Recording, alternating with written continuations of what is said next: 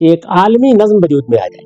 दुनिया में मवासलात के बड़े गैर मामूली ज़राए पैदा हो गए हैं, नई टेक्नोलॉजी ने बहुत से असबाब पैदा कर दिए हैं, दुनिया एक गांव सी बन गई है।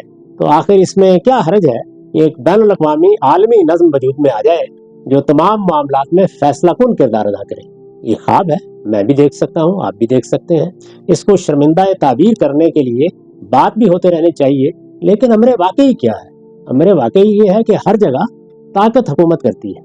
मुझसे एक साहिब ने सवाल किया कि ये जो कुछ वेनेज़ुएला में हुआ है, इससे आपको ताज्जुब नहीं हुआ? तो मैंने कहा, ये आपको ताज्जुब हो सकता है, हम लोग तो अपने मुल्क में हर 10-15 साल के बाद ये मंजर देखते हैं। बिल्कुल इसी तरीके से हमारे सदर और वजीर आजम को हमारी अपनी फौज आके पकड़ लेती है। इसी तरह के मामलात बारहा हम देख चुके हैं। हम देख चुके हैं कि किस तरह अपनी ही फौज वजीर आजम हाउस के दरवाजे फलांग रही है। हम देख चुके हैं कि किस तरह से वजीर आजम को पकड़ कर लाया जा रहा है। हम देख चुके हैं कि किस तरह उसको अंधेरी कोठरियों में डाल दिया जाता है। ये सब चीज़ें हमने देखी हैं। तो इस वजह से ताकत अपने अपने दायरे में इसी तरीके से अमल करती है।